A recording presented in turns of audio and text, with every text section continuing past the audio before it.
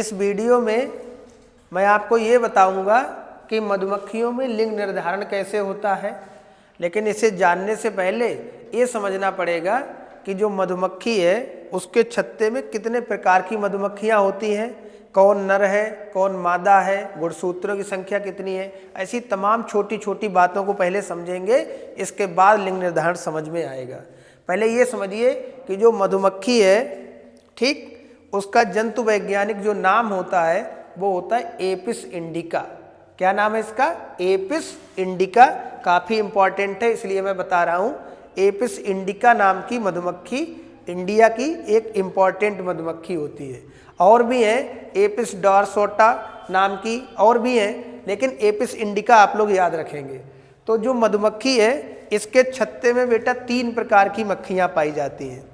जो छत्ता है मधुमक्खी का, जिसे हाइव कहा जाता है। छत्ता को क्या कहते हैं? मधुमक्खी का जो छत्ता होता है, गलत लिख दिया मैंने, मधुमक्खी का जो छत्ता होता है, छत्ता को इंग्लिश में क्या कहते हैं? हाइव। और इस मधुमक्खी के छत्ते यानी हाइव में 3 प्रकार की मधुमक्खियाँ होती हैं। एक तो होती है बड़ी मक्खी, काफ़ी बड़ी है, और ये जो बड़ी मक्खी है इसी को हम लोग रानी मक्खी के नाम से जानते हैं। जो बड़ी मक्खी है, सबसे बड़ी, बहुत बड़े साइज की है, इसका नाम क्या है? रानी मक्खी, जो पूरे छत्ते की हेड है, पूरे छत्ते की मुख्य है। इसके अलावा होती हैं श्रमिक मक्खियाँ।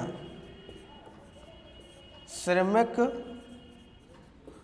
मक्खियाँ, जैसा कि इनका नाम है श्रमिक, तो श्रमिक का मतलब क्या है? काम करने वाली। अब मधुमक्खियों का काम क्या है? छत्ते से उड़ के जाएंगी और फूलों का रस एकत्र करके और छत्ते में ला करके जमा कर देंगी। यानी फूलों का जूस या फूलों का रस एकत्र करने वाली जो मक्खियाँ होती हैं उन्हें हम लोग श्रमिक मक्खियाँ कहते हैं, यानी वर्कर बीज। तो ये तो हो गई हमारी रानी, यानी पूरे हेड हो गई, और ये हमारी वर्कर है। वर्कर मीन्स काम करने वाली, यानी श्रमिक मक्खियाँ जिनका काम है फूलों का रस एकत्र करके लाना और छत्ते में जमा कर देना। तीसरी जो मक्खी होती हैं जिन्हें हम लोग क्या कहते हैं? नर मक्खियाँ। तो जो नर मक्खियाँ होती हैं, इन मधुमक्खी की नर मक्खियों को ड्रोन कहा जाता है। मधुमक्खी की जो नर मक्खियाँ होती हैं उसे क्या कहते हैं? ड्रोन। ड्रोन की स्पेलिंग लिख रहा हूँ, ये ड्रोन हो गई। और श्रमिक मक्खियों को इंग्लिश में क्या कहेंगे? वर्कर बीज। ठीक, श्रमिक मक्खियाँ हो गई। और बड़ी वाली तो हेड है ही, पूरे छत्ते की मालकिन है, या पूरे छत्ते की हेड है, मुख्य है। अब जरा एक समझिए बात, जो बड़ी मक्खी है वो तो रानी मक्खी है, नाम से ही पता लग रहा है कि ये मादा है। श्रमिक मक्खियाँ जो हैं वो भी मादा हैं, यानी ये दोनों प्रकार की मक्खियाँ कैसी हैं? फीमेल हैं, मीन्स मादा हैं। ठीक, और जो नर मक्खियाँ हैं ये कैसी हैं? नर हैं, यानी मेल होती हैं। अब जरा बात आई मुद्दे की, वो समझिए क्या। जो मधुमक्खी होती हैं इनमें गुणसूत्रों की संख्या 32 होती है, यानी 16 जोड़ी होती है। लेकिन ये केवल 16 जोड़ी या 32 गुणसूत्र मादाओं के अंदर होते हैं। यानी मादा जो मक्खियाँ होती हैं उनमें गुणसूत्रों की संख्या कितनी होगी? 32 गुणसूत्र, यानी कि बोलो, हम कह सकते हैं 16 जोड़ी गुणसूत्र पाए जाते हैं। किसमें? मादा मक्खियों में। जबकि जो नर मक्खियाँ हैं ये हमारी अगुणित होती हैं। अगुणित का मतलब इनमें इनसे गुणसूत्रों की संख्या आधी हो जाएगी, यानी इनमें केवल 16 गुणसूत्र होते हैं, 16 जोड़ी नहीं होते। जरा समझिए बात को, मादा के अंदर 16 जोड़ी गुणसूत्र हैं, अर्थात 32 गुणसूत्र हैं, जबकि नर के अंदर केवल 16 गुणसूत्र हैं, 16 जोड़ी नहीं है। क्यों? क्योंकि जो नर होता है वो अगुणित होता है। अगुणित को इंग्लिश में हैप्लॉइड कहते हैं, यानी जो नर है वो कैसा है, हैप्लॉइड। हैप्लॉइड मतलब अगुणित। अगुणित मतलब गुणसूत्र जोड़ी में नहीं मिलेंगे। और जबकि मादा कैसी है, मादा होती है डिप्लॉयड। डिप्लॉयड मतलब द्विगुणित। तो जो मादा मक्खियां हैं, कहने का मतलब जो श्रमिक मक्खियां हैं और बड़ी वाली जो मक्खी है वो मादा है दोनों, और मादा है तो इसका मतलब इनमें गुणसूत्रों की संख्या कितनी है, 32 है, अर्थात 16 जोड़ी है। और जो नर है जिन्हें हम लोग ड्रोन कह रहे हैं, ये ड्रोन अगुणित है, इसका मतलब इनमें केवल 16 गुणसूत्र हैं, 16 जोड़ी नहीं है। अब आप कहोगे ये कहानी होती कैसे, इसमें 16 इसमें 32 ये सब क्या है? तो मैं अभी आपको बता रहा हूं कि आखिर इनमें लिंग निर्धारण कैसे होता है। मैंने कहा था कि पहले बेसिक बातें बताऊंगा, फिर इसके बाद मैं बताऊंगा कि मधुमक्खियों में लिंग निर्धारण कैसे होता है। तो इतनी बात मुझे उम्मीद है कि आपको समझ में आ गई होगी। मधुमक्खी के छत्ते में बहुत सारी हजारों की संख्या में मधुमक्खियां होती है, लेकिन एक बड़ी मधुमक्खी होती जिसे रानी मक्खी कहते हैं, और कुछ श्रमिक मक्खियां होती हैं यानी वर्कर बीज होती हैं, जिनका काम क्या है, फूलों का जूस इकट्ठा करना, यानी फूलों का जूस चूस लेना, सक कर लेना और ला करके अपने छत्ते में उसको जमा कर देना। बाद में यही जूस किस में कन्वर्ट हो जाता है, शहद में, और मधुमक्खी के छत्ते से शहद यानी हनी भी प्राप्त होती है। और इस हनी को शहद या मधु कहा जाता है, इसीलिए शहद की मक्खी या मधुमक्खी या हनी भी एक ही बात है, और संग में इससे मोम भी मिलता है। आप कहोगे बड़ी मक्खी का सर काम क्या है? रानी मक्खी का काम होता है अंडे देना। रानी मक्खी कभी फूलों का जूस इकट्ठा करने नहीं जाएगी, वो पूरे मक्खी के छत्ते की हेड है। ये केवल जो बहुत बढ़िया वाला जो इसमें शहद बनता है, उसमें एक बहुत इम्पॉर्टेंट चीज़ बनती है शहद के भी अंदर की शहद, जिसे हम लोग कहते हैं रॉयल जेली। तो ये रॉयल जेली का सेवन करती है, अर्थात उसे खाती है और साइज में खूब बड़ी हो जाती है। इसका काम है केवल अंडे देना, इसके अलावा कुछ नहीं। अपनी पूरी मक्खी के जो छत्ता है उसकी देखरेख करती है। नर मक्खियों का काम क्या है?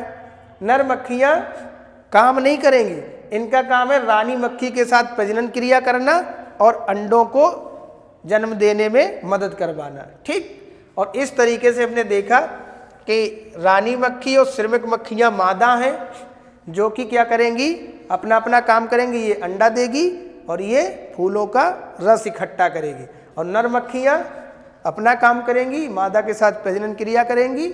और ये नर मक्खियाँ ड्रोन कहलाती हैं, जिनमें गुणसूत्रों की संख्या 16 है, क्योंकि ड्रोन हमेशा अगुणित यानी हैप्लॉइड होते हैं, और मादा मक्खियाँ द्विगुणित यानी डिप्लॉइड होती हैं। अब मैं अभी आपको मधुमक्खियों में होने वाले लिंग निर्धारण को एक रेखा चित्र के माध्यम से समझा रहा हूँ। तो मधुमक्खियों में नर जो मधुमक्खी होगी उसमें गुणसूत्र कितने होंगे, 16, और मादा मधुमक्खी होगी उसमें कितने होंगे गुणसूत्र, 32। तो मैं एक तरफ नर लिख रहा हूँ और एक तरफ मादा लिख रहा हूँ।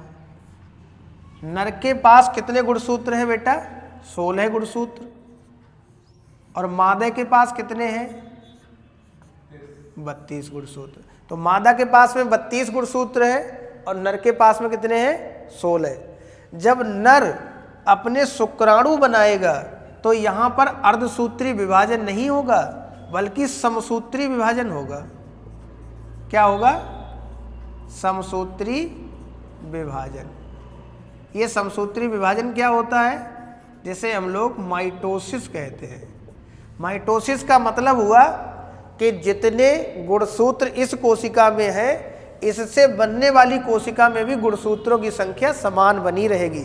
नाम ये समसूत्री, सम मीन्स समान, सूत्री मीन्स गुणसूत्र, यानी गुणसूत्रों की संख्या मदर सेल और डॉटर सेल में समान रहेगी। इसका मतलब कि नर के अंदर 16 गुणसूत्र हैं, और ये 16 गुणसूत्र वाला नर समसूत्री विभाजन द्वारा शुक्राणु बनाएगा।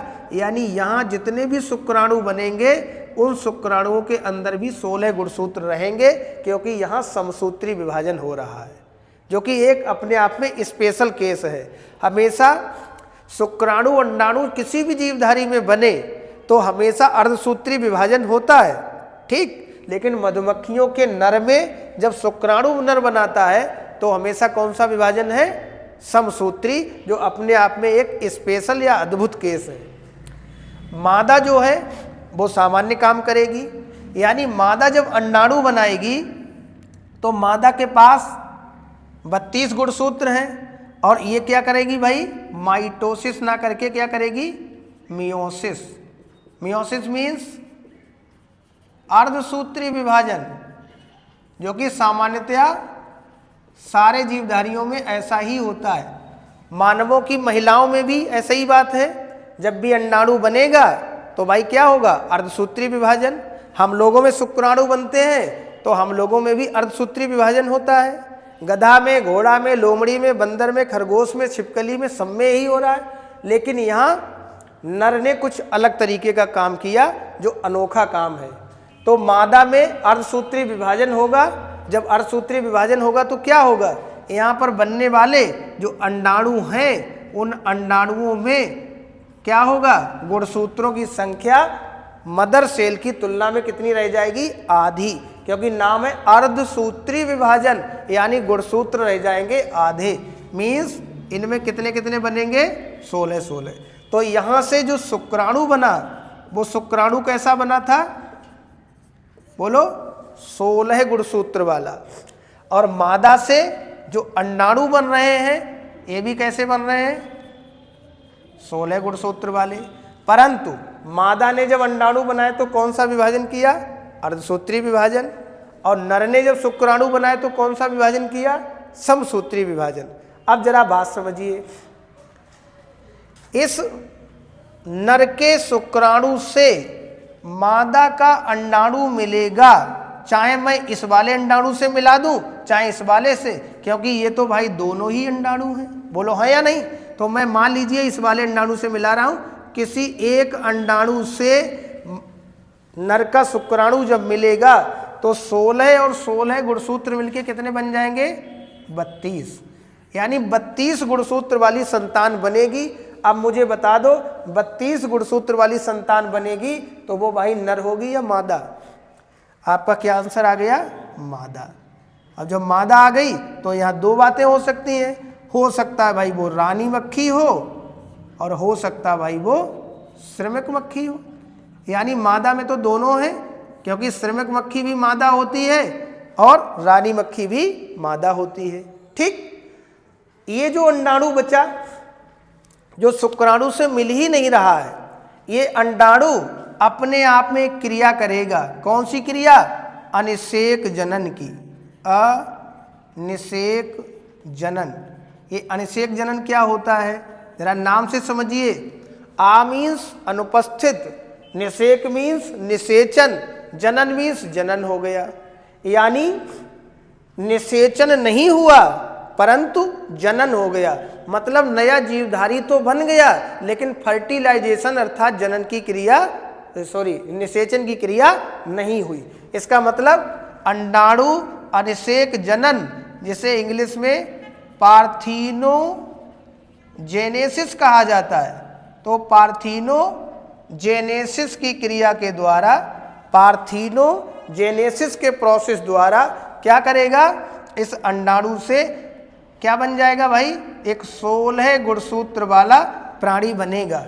अब 16 गुणसूत्र वाला बनेगा तो बताओ मादा बनेगा या नर? तो आपका आंसर आएगा नर मक्खी। जरा एक बात और समझिए, यहाँ आप समझ गए होंगे कि नर में 16 गुणसूत्र हैं, समसूत्री विभाजन के द्वारा शुक्राणु बनाएगा, यानी 16 गुणसूत्र से 16 गुणसूत्र वाला शुक्राणु बन गया, क्योंकि समसूत्री विभाजन हुआ। जबकि मादा ने अर्धसूत्री विभाजन द्वारा जो अंडाणु बनाए, उन अंडाणुओं में गुणसूत्रों की संख्या 16 रही। अगर नर का शुक्राणु मादा के अंडाणु से मिलता है तो 32 गुणसूत्र वाली संतान बनती है, जो निश्चित रूप से मादा ही होगी। यानी वो रानी मक्खी भी बन सकती है और श्रमिक मक्खी भी हो सकती है।